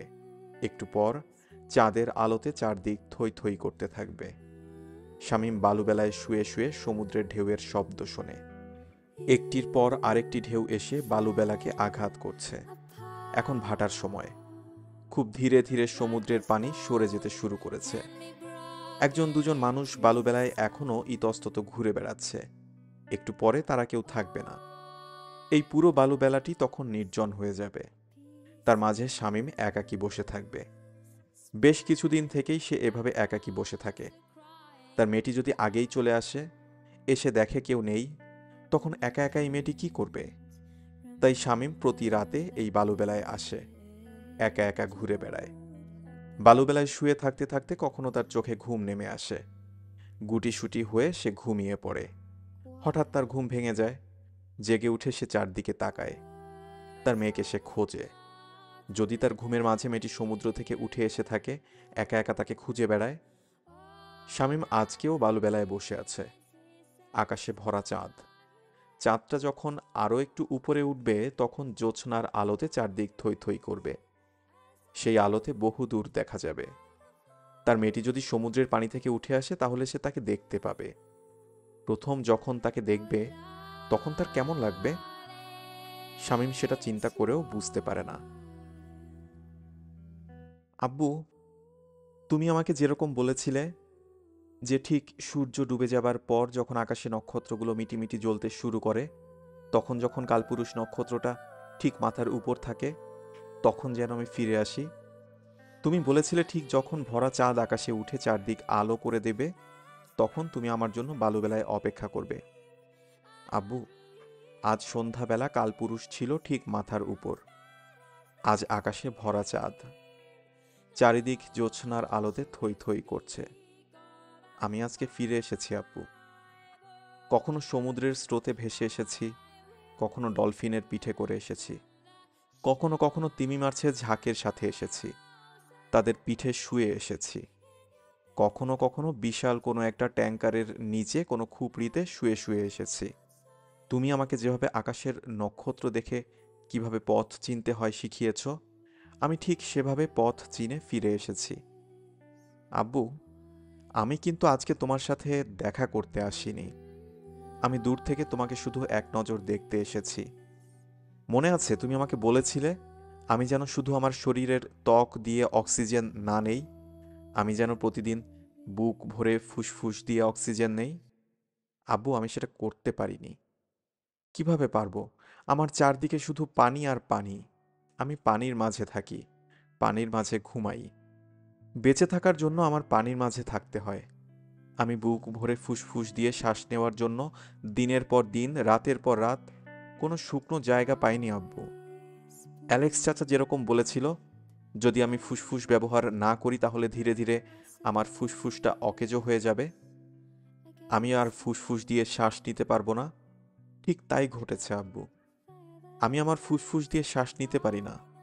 আমি যখন শুকনোতে উঠি, যখন আমার শরীর শুকিয়ে যায়, তখন আমার নিঃশ্বাস বন্ধ হয়ে যায়। আমি আর মানুষ নই আব্বু, আমি এখন একটা মাছের মতন। আমাকে দেখে তোমার কোনো আনন্দ হবে না, আমাকে দেখে তোমার শুধু কষ্ট হবে আব্বু। আমি তোমাকে কষ্ট দিতে চাই না। শুধু যে আমার ফুসফুস অকেজো হয়ে গেছে তা নয় আব্বু, আমার ত্বকের রক্তনালী পানি থেকে অক্সিজেন নেয়। খুব ধীরে ধীরে আমার ত্বকের রক্তনালীগুলো স্পষ্ট হয়ে উঠেছে। আমার শরীরের চামড়াটা এখন অন্যরকম, টকটকে লাল রক্তনালী দিয়ে ঢাকা। দেখে তোমার মনে হবে কেউ বুঝি আমার শরীরকে ফালা ফালা করে কেটে রেখেছে। তুমি দেখলে ভয় পাবে আব্বু, খুব ভয় পাবে। আমার চোখ এখন টকটকে লাল, দেখে মানুষের চোখ মনে হয় না, মনে হয় কোনো অশরীরী প্রাণী। আমি তোমাকে ভয় দেখাতে চাই না আব্বু। আমি চাই তোমার স্মৃতিতে যে ছোট মানব শিশু সেরিনার ছবিটি আছে সেটাই থাকুক। এই পাল্টে যাওয়া অন্যরকম সেরিনাকে তুমি নাইবা দেখলে। আব্বু, শুধু তাই নয়, আমি কতদিন কথা বলি না, পানির নিচে ডলফিনের সাথে, তিমি মাছের সাথে, কখনো কখনো অক্টোপাস আর স্কুইডের সাথে কথা বলতে বলতে আমার গলার স্বর অন্যরকম হয়ে গেছে। আমি এখন স্বাভাবিক মানুষের মতো কথা বলতে পারি না। আমার মুখ থেকে এখন কথা বের হয় না আব্বু, বিচিত্র এক ধরনের শব্দ বের হয়। সেই শব্দ শুনে তুমি চমকে উঠবে, তুমি আতঙ্কিত হয়ে আমার দিকে তাকিয়ে থাকবে। আমি তোমাকে আতঙ্কিত করতে চাই না আব্বু। মনে আছে আমি তোমার গলা জড়িয়ে কত কথা বলতাম? আমি তোমাকে ছড়া শোনাতাম, গান শোনাতাম, তুমি খুশি করার জন্য বলতে। আমার গলাটা খুব মিষ্টি, আমার সেই মিষ্টি গলাটা হারিয়ে গেছে আব্বু। আমি এখন যখন কথা বলার চেষ্টা করি আমার গলা থেকে আর মানুষের কণ্ঠ বের হয়ে আসে না। তাই তুমি যদি আমাকে কিছু প্রশ্ন করো আমি তোমার কথার উত্তর দিতে পারবো না আব্বু। তুমি আমাকে ক্ষমা করো আব্বু। আব্বু, আমি খুব সাবধানে সমুদ্রের ঢেউয়ের ভেতর দিয়ে উকি দিয়ে দেখেছি, বালুবেলায় ছোট শিশুর মতো একজন গুটিসুটি হয়ে শুয়ে আছে। আমি জানি শিশুর মতো গুটিসুটি হয়ে শুয়ে থাকা মানুষটা তুমি। তুমি যখন ঘুমিয়ে পড়বে তখন আমি সমুদ্রের পানি থেকে উঠে আসব। সমুদ্রের পানিতে থেকে থেকে আমি এখন শুকনো মাটিতে ভালো করে হাঁটতে পারি না, তাল হারিয়ে ফেলি। তারপরও আমি উঠে আসব। আমি শুধু একবার জ্যোৎস্নার আলোতে তোমাকে দেখতে চাই, মাত্র একবার। আমি তোমাকে শুধু একবার স্পর্শ করতে পারলে সারা পৃথিবীটা দিয়ে দিতাম। কিন্তু আব্বু, আমি তোমাকে স্পর্শ করব না। যদি তোমার ঘুম ভেঙে যায়, যদি জেগে উঠে আমাকে দেখে তুমি ভয়ে আতঙ্কে চিৎকার করে ওঠো, তাই আমি তোমাকে স্পর্শ করব না। আমি তোমাকে শুধু একবার দেখব, আমার পাল্টে যাওয়া লাল চোখে তোমাকে দেখব। আব্বু, তুমি আমাকে ক্ষমা করো আব্বু। এই পৃথিবীটাতে এখন আমার জায়গা নেই। আমার জায়গা বিশাল সমুদ্র। আমি তোমাকে কোনোদিন জানাতে পারবো না যে বিশাল সমুদ্রে আমি একা নই আব্বু, সেখানে আমার বন্ধু আছে। ডলফিনরা আমার আপনজন, তিমি মাছেরা আমাকে দেখে রাখে, অক্টোপাসেরা আমাকে ভালোবাসে। আব্বু, আমি ছোট একটা মেয়ে, কিন্তু আমি মানুষ, তাই আমার তাদের দেখে রাখতে হয়। আমি শত শত তিমি মাছকে বাঁচিয়ে রাখি। যদি তোমাকে বলতে পারতাম তাহলে তুমি অবাক হয়ে যেতে, তোমার ছোট মেয়েটা সমুদ্রের নিচে কত বড় একটা দায়িত্ব নিয়ে থাকে। আমার জন্য তুমি ভাবনা করো না আব্বু, আমি খুব ভালো আছি। শুধু তোমার কথা মনে পড়ে মাঝে মাঝে। আমি শুধু তোমাকে এক নজর দেখতে চাই। সমুদ্রের পানি থেকে খুব ধীরে ধীরে একটা ছায়ামূর্তি বের হয়ে আসে। খুব সাবধানে পা ফেলে সেটি শামীমের পাশে এসে বসে। মাথা ঘুরিয়ে সেই ছায়ামূর্তি শামীমের দিকে অপলক দৃষ্টিতে তাকিয়ে থাকে। তার হাতটি দিয়ে সে শামীমের কপাল স্পর্শ করতে চায়, কিন্তু স্পর্শ করে না। নিঃশব্দে পাশে বসে থাকে। একটু পরে ছায়ামূর্তিটি উঠে দাঁড়ায়। তারপর নিঃশব্দে পা ফেলে সমুদ্রের পানির দিকে এগিয়ে যায়। নরম বালুতে তার পায়ের ছাপগুলো সমুদ্রের পানি এসে মুছে দিতে থাকে। সমুদ্রের লোনা পানি, পৃথিবীর সব দুঃখী মানুষের চোখের পানিতে তৈরি হওয়া লোনা পানি। সুপ্রিয় শ্রোতা, আপনাদের আগ্রহই আমাদের অনুপ্রেরণা। হুইসপারিং হার্টের নিবেদনগুলো ভালো লাগলে লাইক বা কমেন্টের মাধ্যমে জানানোর অনুরোধ রইল। আর পরবর্তী গল্পগুলো শোনার জন্য সাবস্ক্রাইব করে সংযুক্ত থাকবেন। ধন্যবাদ।